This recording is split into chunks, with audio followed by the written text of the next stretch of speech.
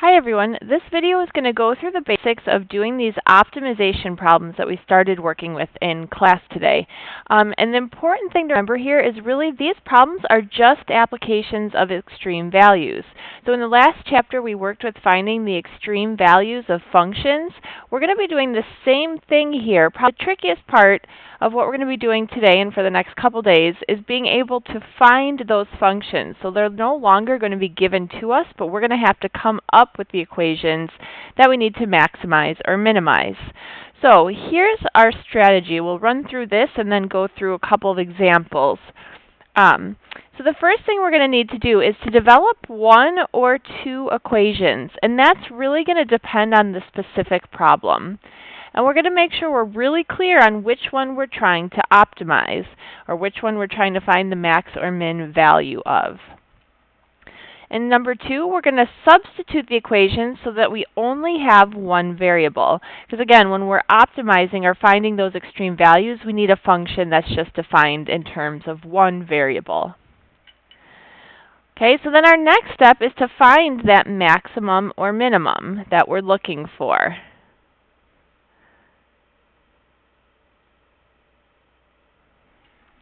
Okay, and we're going to do that the same way we have been for the last chapter. So to find those extreme values, we're going to take the derivative. We're going to set it equal to 0, and we're going to solve. Then the last thing we want to do is, with most word problems, is just make sure we answered all parts of the question.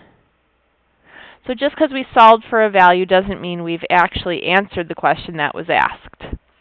So we're going to go through three examples now. They're kind of basic problem types for optimization, and make sure we've got the basic idea down. All right, so the first one we have is just going to require one equation. So kind of a base level problem. So we have an apartment rental company that has 1,600 units available.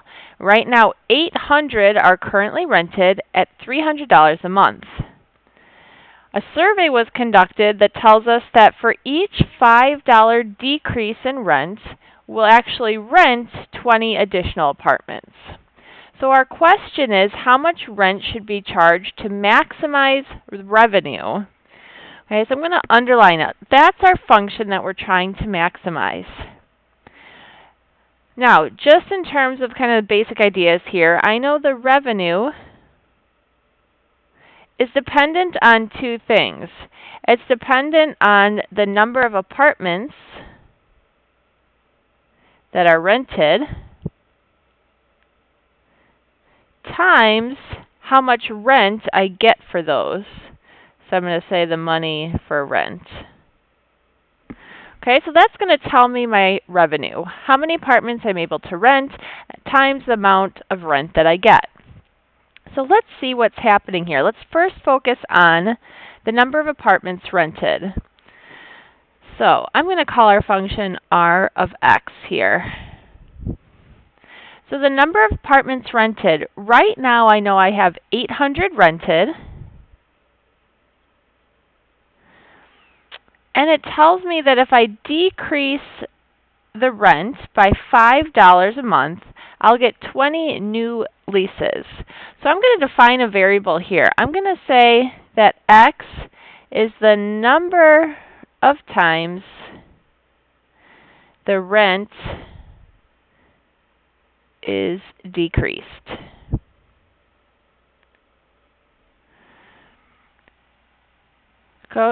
Or number of $5 decreases in rent. So if I decrease the rent, I'm going to get 20 new leases. So the number of apartments rented is 800, really plus 20 times the amount of times I decrease that rent.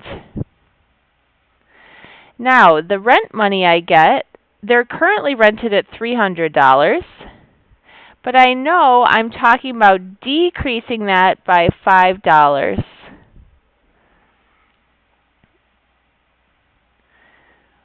Okay, so there's my expression for my revenue. So I'm going to go ahead and simplify that just by expanding this out. So I'm going to get, let's see here, if I FOIL this out, I have 24 and then 4 zeros. So 240,000 plus, let's see, plus 6,000x. Let's see, minus 8, minus 4,000x, and then 20x times negative 5x minus 100x squared. So I'm just going to rearrange that. I have negative 100x squared plus 2,000x plus 240,000 is my equation for revenue. And you can see right away we're able to get that just in terms of x, so I don't need to worry about a second equation. So we've done really step 1 and 2. We developed our equation. The next thing we need to do to be able to maximize our revenue is take the derivative and then solve for x. So r prime of x, this is nice. We have a basic polynomial equation, so we could just use our power rule. So I have negative 200x plus 2,000. Did I do that right? Yep. And I'm going to set that equal to 0 and solve. So I get 200x is equal to 2,000. Oops, I have too many zeros here. And then I'm going to divide. And I'm going to get x is equal to 10. Now, here's where we have to be really careful. In step 4, we said we have to make sure we answered all parts of the question. So now, I know x is 10, but again, that's not giving me how much rent. Our question here was how much rent should we charge? X just tells me I'm going to decrease that rent by 10 times $5. So really, this is telling me I'm going to decrease the rent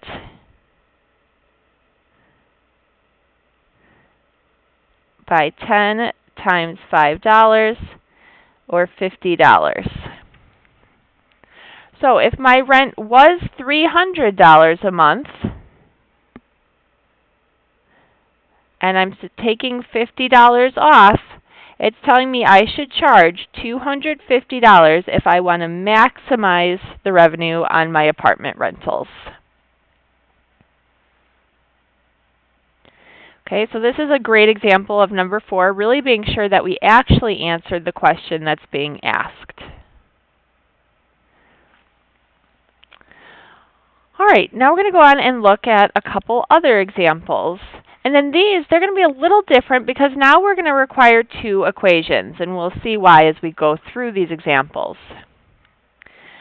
Okay, so here we really have an example that's like what you did in class, which is making this open top box by cutting congruent squares from the corners of a piece of paper. So in this case, we have a 54 by 30 centimeter piece of paper. So I'm going to draw a figure. Kind of helps me to visualize what's going on. I know I'm cutting out squares, out of the corners. And the squares have length x.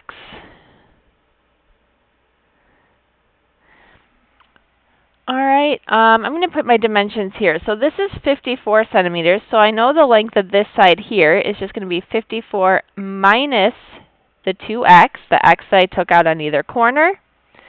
And down here, I'm having 30 minus the 2x that we cut out for the corners.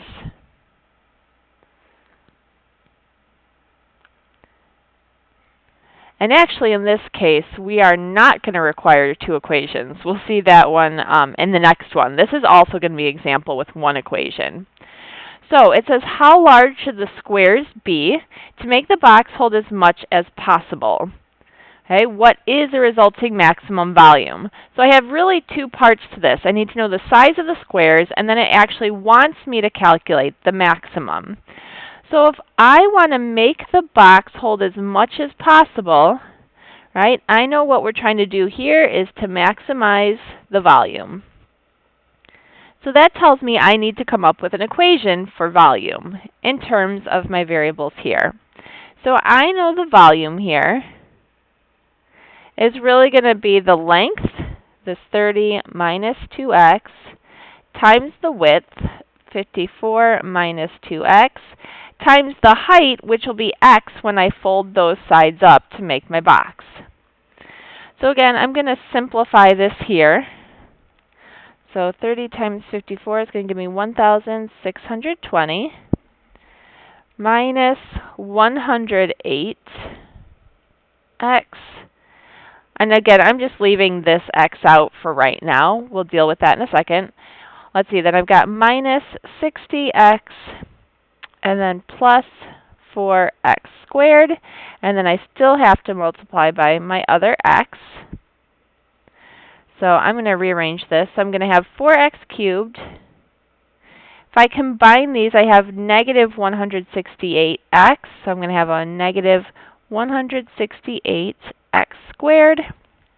And then plus 1,620x. And that's my equation. So again, we can get it right away in terms of one variable. We actually don't have to worry about two equations for this case. So now we've really done the hard part. We've got our equation. So to do my maximum, or to find my maximum value, I'm going to take the derivative, just like always. So 12x squared minus 168 times 2 minus 336x plus 1,620, and that's going to be equal to 0. All right, so we've obviously got some big numbers here. Let's see if we can simplify this. It looks like I can factor 12 out of all of these terms. So I'm going to have x squared, 336 divided by 12 is going to be 28x. And then 1,620 divided by 12 is going to give me plus 135. And that's equal to 0. Okay, so just looking at this, mostly because the numbers are so large, I'm not sure that it's going to be easily factorable. So I'm going to go ahead and use our quadratic formula for this to find my values of x to go ahead and solve. So I know I'm going to have x equals the opposite of b, so it's going to be 28 plus or minus the square root of my b squared, negative 28 squared, minus 4 times 1 times 135, all over 2a, which is just 2. So if I simplify this, plus or minus the square root, let's see, 28 squared minus 4 times 135, it's going to give me the square root of 244, all over 2. I can simplify this square root, 244. I'm going to divide that by 4, which gives me 61. So what I have is 28 plus or minus, let's see, the square root of, this is really 4 times 61 over 2. So if I take that square root of 4, I know is 2. I'm going to keep going here. I have 28 plus or minus 2 root 61 all over 2. And I can go one more step dividing by 2. 28 divided by 2 is 14 plus or minus the square root of 61. Now, here's where we have to think a little bit. So this is giving us two possible values for x. And so I'm going to actually go ahead and use my calculator to find out what this value is. So if I do 14 plus the square root of 61, I'm going to do this off to the side here. So 14 plus the square root of 61 is approximately 21.810. But here's where I have to think about what makes sense. If I look at my original problem, okay, my tightest constraint is here. I have 30 minus 2x. I know that x has to be greater than 0, because otherwise I'm not cutting anything out.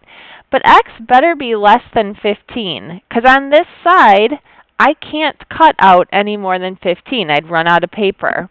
So x has to be between 0 and 15, which tells me this answer is too big. So my only possibility, if I do 14 minus the square root of 61, I get a value of approximately 6 point, let's see if we round it to 3 places, that's going to give me 190. which fits within our constraint. So that answer makes sense. So we have a few questions we needed to answer. The first one the first question was how large the squares should be. So I know the size of the squares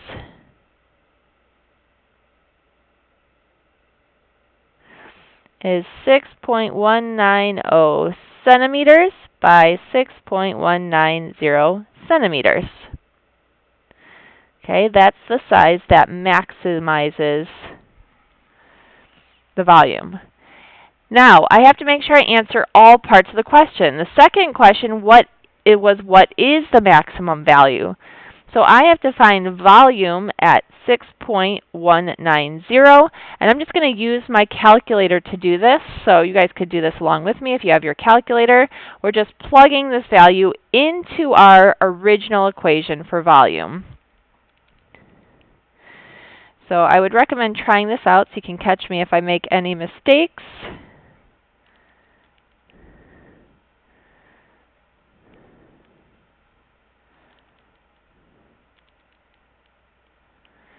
And it looks like I get a volume of approximately 4,539.402. And again, my units were centimeters, so this is going to be centimeters cubed. So again, please check that, make sure I did it right.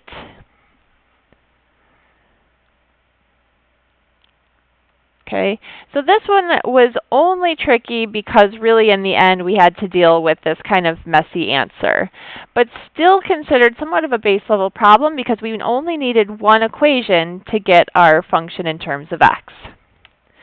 So now let's do one more that we really will have to use two equations for, and then we'll wrap up for this video. So now we have a rancher that wants to construct a rectangular corral using 200 feet of fencing. And he decides he wants to build it adjacent to a barn. So let's draw a picture here. Let's say this is my barn wall here. And I want to build this rectangular corral for my animals. So that means I really have three walls to worry about. So I'm going to call these X and this length of fencing Y. So I want to look at the dimensions the rancher should use to construct the corral so we'll enclose the largest possible area. So the area is really what I'm looking to maximize. Now, here's why we need two equations. Right now, I know that the area of this corral would just be the length times the width, so x times y. But obviously, I can't go forward with maximizing that because I have two variables. So I need to get the area in terms of one variable. So the other relationship I have is I know that I'm going to have 200 feet of fencing. So that tells me for these three walls, I'm going to have 200 feet. So really what I know is that 2x plus y is equal to 200. I have 200 feet of fencing for those three walls. So now I'm just going to isolate y. It's the easiest one to pick because it's already by itself. So now I know that y equals 200 minus 2x, and I can substitute that over here so that I can get area just in terms of x. So now area in terms of x is going to be x times what we found for y, which was 200 minus 2x. So my equation is going to be 200x minus 2x squared. So from here on out, this one's going to be nice and easy to work with. We're going to take our derivative. So I have 200 minus 4x. I'm going to set that equal to 0. So I get 4x is equal to 200, or x is equal to 50. Now, it's asking what dimension should the rancher use to construct the corral. So now, I know one of my dimensions. I know this is 50 feet. So now I'm just going to plug back in to get y. So y is equal to 200 minus 2 times 50, which is just 200 minus 100, or 100 feet. So now my dimensions are going to be 100 feet. We're making sure we include units by 50 feet. Now, this one I'm actually done here because it doesn't ask me what the maximum value or the maximum area is. It just asks me for the dimensions that will give me the maximum area.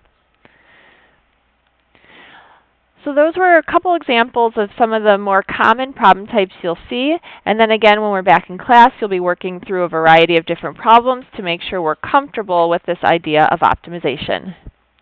That's it for today.